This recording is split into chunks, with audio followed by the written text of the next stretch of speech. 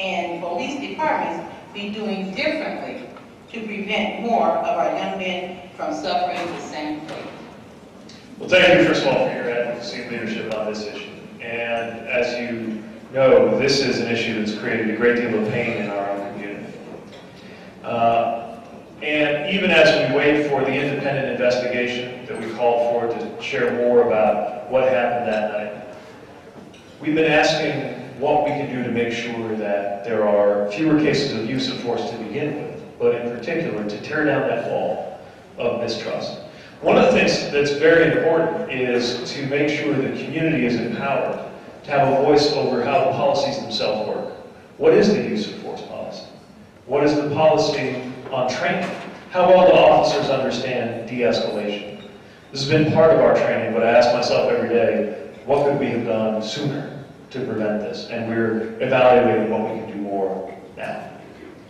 Under Indiana law, decisions about police discipline are made by an appointed board, a civilian board, which meets in public. But I'm not sure everybody knows about the power that they have to attend those meetings and to call on that board when, for example, there's something in the training policy or the use of force policy or even the vehicle pursuit policy that could be different and weigh in. Another thing that's very important is to ensure that we are recruiting. And this is one of the things, as you mentioned, that I've acknowledged we've come up short on. It's not for lack of trying, but especially since Ferguson, it has become very difficult to recruit and retain black police officers. This has to change. Because as long as the department doesn't reflect the community it serves, it will sometimes be viewed as an occupying force.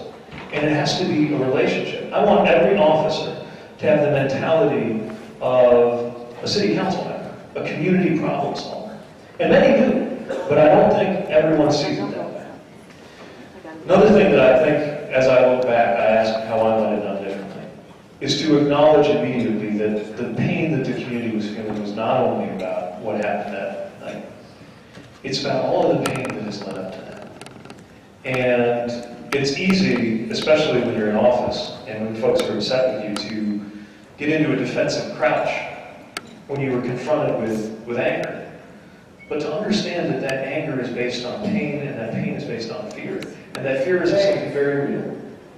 I want to make sure I address some of the audience is mentioning tapes, and I think this deserves to be mentioned too. This is another thing that has caused a problem in our community. An ongoing legal dispute over recordings that are rumored to contain racial bias among officers. It's important, and the courts will dictate what can be done. But each of these incidents, ones that are beyond our control and ones that we can do something about as leadership, add up to something that's also part of this national picture. And that's why it matters who's in the White House too. When President Obama was in office and we were wrestling with some of these issues, I could send our police chief to Washington, to the White House, to sit with the 21st Century Policing Task Force that, for example, provided advice on how to implement body cameras or implicit bias training. I'll tell you, I have heard from this administration's Department of Justice exactly once on the subject of policing. And it was when they sent a letter saying that they would take away our grants for the police unless we got involved in their immigration enforcement priority. Now, we have an excellent legal team, and we let them know what they can do with that letter. And the mayors are suing the administration and winning. But this is the difference in climate. And this is why it's so important that we have a DOJ that's got a civil rights division that can enforce when departments are doing the wrong thing, and a department that's committed to working collaboratively with mayors and police chiefs and departments that are trying to do the right thing. Because the reality is no community can solve this on its own. And I thought that in addition to when you say when you're faced with an angry community that's based upon not only the incident at hand, but the past incidents as well, that it needs to be that the administration is angry, that the police officers are angry, that it is not an us against them. It has to be, when we talk about community, we're talking about all of us inclusively. Well said. The NAACP has had to go to federal court more than once in recent years to defend our voting rights. Here in Indiana, we've sued over unequal access to early voting sites, converting voter court, voter purge laws and plans to shut down hundreds of polling locations in Wayne That's what County. you're saying right now. Voter suppression is still a scourge on our country, and the Voting Rights Act is still under attack. How do we reform our electoral system to make sure it's truly fair, protected from outside influences, and accessible to all? This is so important. And look, It was about the. Good job, good job. All All right, here we are. Let's get y'all. It's right here. Let's get y'all. Oh, excuse me. Yeah. Yeah.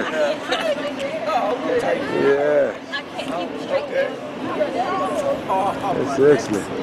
Man, how you doing? y'all holding up the porch sign? I thought he was saying Escorts Lane, not South Bend. Oh no, South Bend. Good.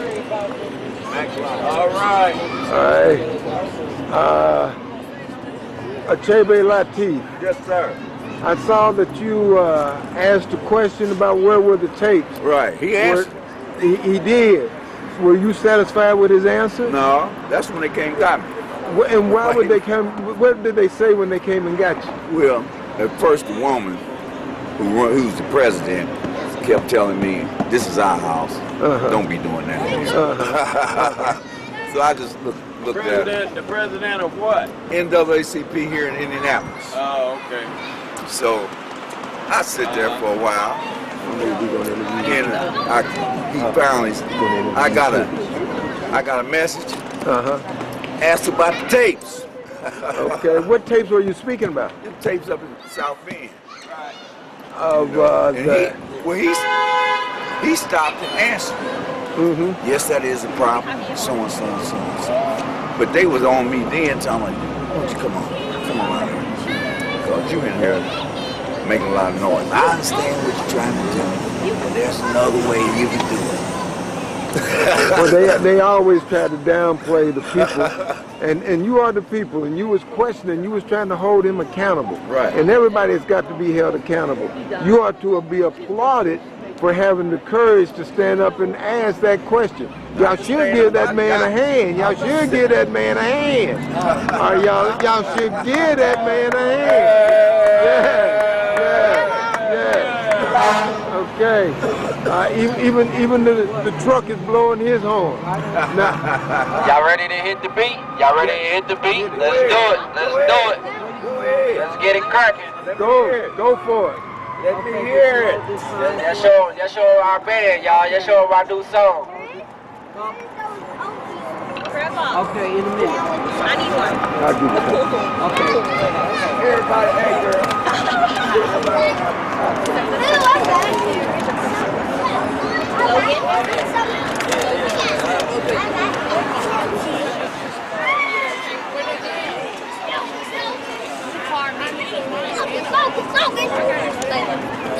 Hey, there it is.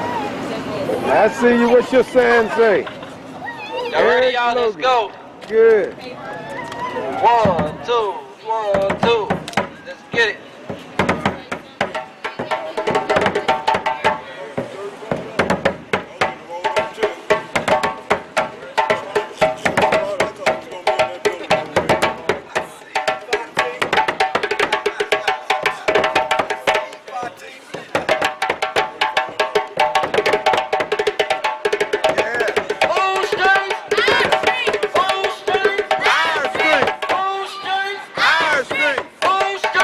Our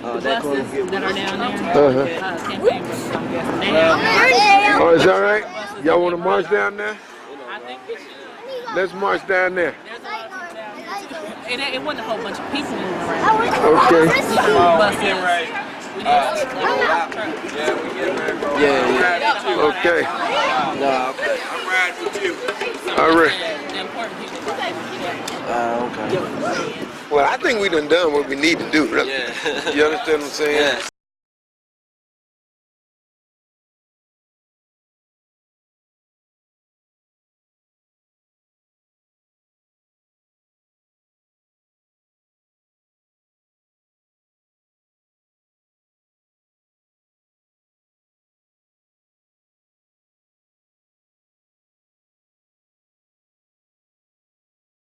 Rights in my life.